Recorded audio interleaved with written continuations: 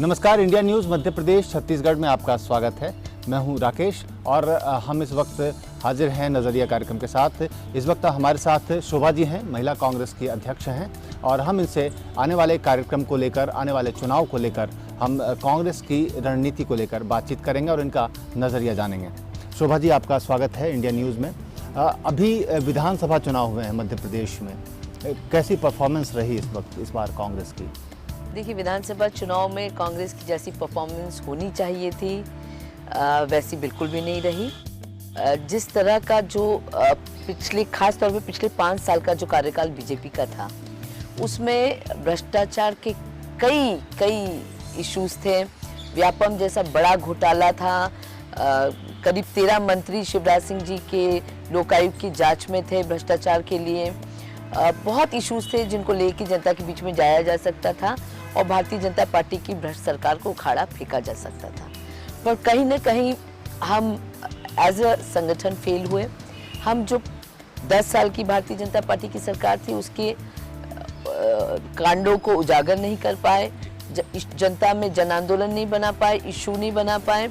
और वहीं जो केंद्र की यूपीए सरकार ने इतने अधिकार दिए जनता को, चाहे वो शिक्षा का अधिकार हो, चाहे भ्रष्टाचार से खिलाफ लड़ने के लिए सूचना का अधिकार हो, चाहे खाद्य का अधिकार हो, बहुत सारे अधिकार दिए। आम जनता के बहुत सारे कार्यक्रम करे, उन कार्यक्रमों को हम जनता के बीच में उसका प्रचार प्रसार नहीं कर पाए।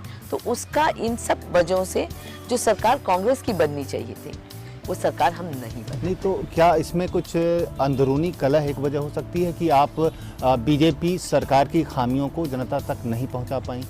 नहीं, देखिए, मैं समझती हूँ कलह तो इस बार बिल्कुल भी नहीं था। इस बार कांग्रेस एक थी। नेताओं में ऐसा कलह जैसा कि उसके पहले था, जो मैं समझती हूँ कि इस बार बिल्कुल भी नहीं था। इस बार पूरी पार्टी आमतौर पे एक थी। कार्यकर्ता बहुत चाह रहा था कैसे भी हमारी सरकार आए, पर कहीं ना कहीं प्रचार प्रसार बहुत हमारा ढीला रहा। हम ये मान के चल रहे थे। टिकट वितरण के समय थोड़ी परेशानी आई थी, जब कमलनाथ जी और सिंधिया जी यहाँ पर बैठकर फैसला कर रहे थे, तो शायद एक विवाद हुआ था। टिकट को लेके तो हर आदमी, हर व्यक्ति, हर नेता चाहता है कि मेरे लोगों को टिकट मिले। तो वो तो हर पार्टी में होता। भारतीय जनता पार्टी का तो ऑफिस ही तोड़ा गया था टिकट के टाइम, इतना उधम हुआ था उनके यहाँ। पर वो रीज़न नहीं है। मैं समझती हूँ कि जो प्रचार प्रसार होना चाहिए था, हम बहुत ज़्यादा मान के चल रहे थे कि भारतीय जनता पार्टी की कमियां हमें जिता देगी। हमको थोड़ी और मेहनत करनी थी, उन कमियों को उजागर करना था। मैं समझती हूँ वो बहुत ज़्यादा। लोग ये भी मान रहे हैं कि जो वरिष्ठ नेता थे, खासकर दिग्विजय सिंह की अनदेखी हुई। आपने ये भी लोगों ने देखा कि जिस वक्त भी राहुल गांधी या सोनिया गांधी की रैली होती थी, वो पिछली कतार में बैठते थे। तो क्या वरिष्ठ नेता की अनदेखी का खामियाजा भी कांग्रेस को भुगतना पड़ा? नहीं, मैं नहीं समझती हूँ इसका बहुत ज़्यादा फर्क पड़ता है। देखिए, एक दौर होता है, हर जब पॉलिटिक्स चेंज होती है, नए लोग आते हैं, नए लोगों को अवसर मिलता है। प्रदेश अध्यक्ष कांतिलाल भूरिया जी थे, तो निश्चित ही वो प्रदेश अध्यक्ष थे, और नेता प्रतिपक्ष अजय सिंह जी थे, तो उनके नेतृत्व में पार्टी चुनाव लड़ रही थी, तो उन दोनों का आगे रहना ज़रूरी था। प्रचार प्रसार का जिम्मा ज्योतिरादित्य जी के पास था, उनका आगे होना ज़रूरी था। और ऐसा मैं नहीं समझती हूँ कि इतनी छोटी बातों से कोई फ़र्क पड़ता है कि कौन पहले रो पे बैठा है, कौन आखिरी रो पे बैठा है, उससे कोई फ़र्क नहीं पड़ता। बाकी कुल मिला के कांग्रेस के नेता एकजुट थे। चलिए, ठीक है। ये यूथ को लेकर राहुल जी का था इस बार का जो विधानसभा चुनाव था, कि यूथ को आगे लाना है, और शायद उसी को देखते हुए ज्योतिरादित्य सिंधिया जी को भी कमान सौंपी गई थी। लेकिन क्या यूथ की भागीदारी इस बार रही कांग्रेस के प्रति? यूथ बहुत ज़्यादा मध्य प्रदेश के चुनाव में खास तौर पे कांग्रेस के साथ शायद उतना नहीं खड़ा रहा जितना हमें अपेक्षा थी। और महिलाएं भी, महंगाई का इशू जो था और गैस की टंकियों का खास तौर पे जो इशू था, उसको लेके महिलाएं भी कुछ नाराज़ रहीं। आमतौर पे महिलाएं कांग्रेस के साथ खड़ी रहती हैं और कांग्रेस का समर्थन करती हैं, पर गैस की टंकियों को लेकर नाराज़गी के चलते मैं समझती हूँ कि उसका लाभ भारतीय जनता पार्टी को मिला। पर निश्चित ही अभी जो राहुल जी ने बात उठाई है, 12 टंकियों का कहा है, मांग की है प्रधानमंत्री जी से, और हमें 12 टंकियाँ मिलेगी, हमें पूरा विश्वास है। तो जब वो हो जाते हैं तो महिलाएं फिर अपनी पसंदीदा पार्टी कांग्रेस पार्टी, जो कि हमेशा उनका ध्यान रखती, उसके साथ खड़ी मिली। अभी लोकसभा चुनाव सामने है और हाल ही में राहुल जी का दौरा भी हुआ, उसमें आप भी शामिल थीं। तकरीबन 250 महिलाएं अलग अलग जगहों से आई थीं। तो क्या ये उद्देश्य क्या था? सिर्फ महिलाओं को, महिला वोट की तरफ ये उद्देश्य था, या सचमुच ये एक इंटरैक्शन था राहुल जी का? देखिए, ये इंटरैक्शन बहुत दिनों से चल रहा है और इसमें हम सभी संगठन जो फ्रंटल ऑर्गेनाइजेशंस कहलाते हैं कांग्रेस के, चाहे वो यूथ कांग्रेस, NSUI, महिला कांग्रेस और कुछ डिपार्टमेंट, SC/ST डिपार्टमेंट, सभी मिनॉरिटी डिपार्टमेंट, सभी एक मैनिफेस्टो जो 2014 का तैयार हो रहा है कांग्रेस पार्टी का। राहुल जी की एक सोच थी, इसमें सीधे लोगों की आवाज़ पहुंचनी चाहिए इस मैनिफेस्टो में। इस करके ये करीब 3-4 महीने से एक्सरसाइज चल रही है, जब ये अलग अलग वर्ग अपनी मीटिंग्स अलग अलग जगह रख रहे हैं और सीधे लोगों को इसमें इन्वॉल्व करके उनकी आवाज़ पहुंचाने की कोशिश कर रहे हैं। इसमें ये एक्सरसाइज SC/ST डिपार्टमेंट ने और मिनॉरिटी डिपार्टमेंट ने ऐसी मीटिंग जो भोपाल में महिलाओं के लिए करी थी, हमने ऐसी मीटिंग उन्होंने दिल्ली में आयोजित करी थी। यूथ कांग्रेस NSUI ने बेंगलोर में ये मीटिंग आयोजित करी थी और हमने भोपाल को चूज़ किया था। भोपाल को चूज़ करने के पीछे मुख्य उद्देश्य मेरा ये था कि एक और भारतीय जनता पार्टी मध्य प्रदेश में बहुत अपने आप को महिला हितैषी बताती है और दूसरी ओर सच्चाई ये है कि महिला अत्याचार, रेप, गैंग रेप के मामले में मध्य प्रदेश नंबर 1 पर है देश में। तो ये जो डबल फेस है, ये जो दोहरा चेहरा है भारतीय जनता पार्टी का, उस पे मैं चाहती थी उस कारण ये मीटिंग मैं भोपाल में रखूं। और भोपाल में हमने करीब 250 महिलाएं पूरे देश से अलग अलग संगठनों से जुड़ी हुई, जो NGO से भी हैं, इंटेलेक्चुअल्स भी थी, अलग अलग प्रोफेशन से जुड़ी हुई, डॉक्टर्स, इंजीनियर्स, सेक्स वर्कर,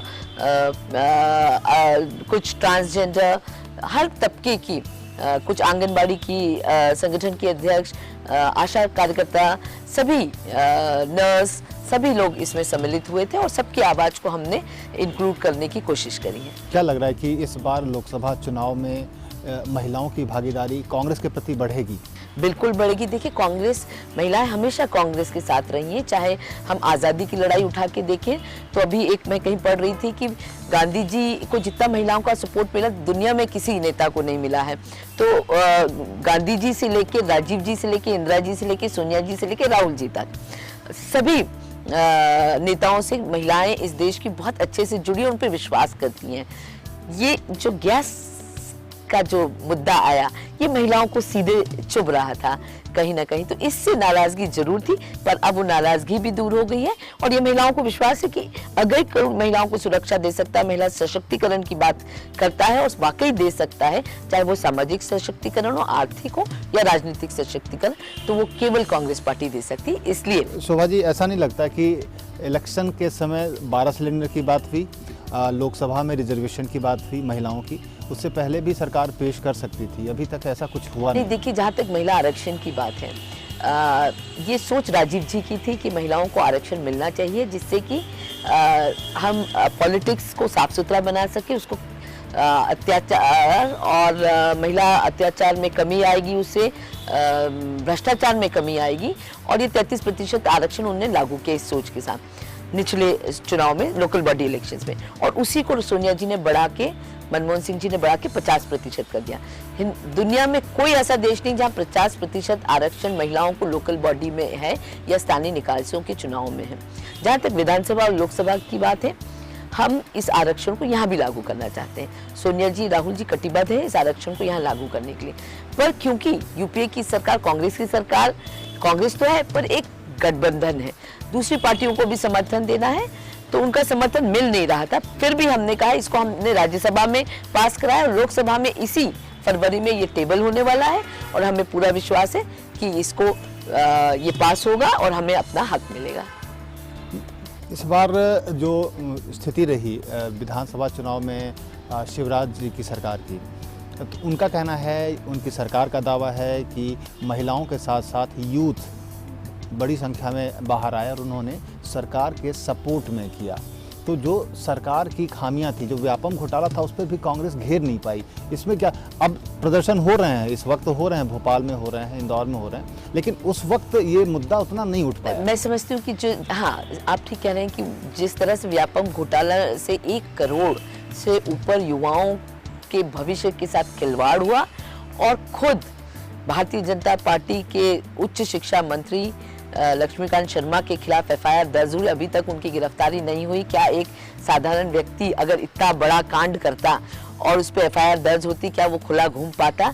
ये तो खुद शिवराज सिंह जी चौहान और उनकी सरकार को इसका जवाब देना है। तो निश्चित ही जिस मुद्दे को हमको जिस तरह से उठाना चाहिए था, वही मैं कह रही कि हम कहीं ना कहीं उस मामले में फेल हुए थे, पर अब हम उस मुद्दे को उठा रहे हैं और जनता के सामने भी ये एक्सपोज हो चुकी है भारतीय जनता पार्टी की सरकार और उनके कई मंत्री संतरी, उनके क्लोज, उनके रिश्तेदारी निभाने वाले कई ऐसे दलाल एक्सपोज हो गए हैं। तो निश्चित ही आने वाले दिनों में ये मुद्दा एक बड़ा रूप लेगा और इसका नुकसान भारतीय जनता पार्टी को आने वाली लोकसभा में जरूर उठाना पड़ेगा। तो आने वाले लोकसभा चुनाव में शिवराज सरकार पर कांग्रेस का शिकंजा कसेगा। वक्त है एक ब्रेक का, ब्रेक के बाद फौरन लौटते हैं। शोभा ओझा जी हमारे साथ बनी हुई है।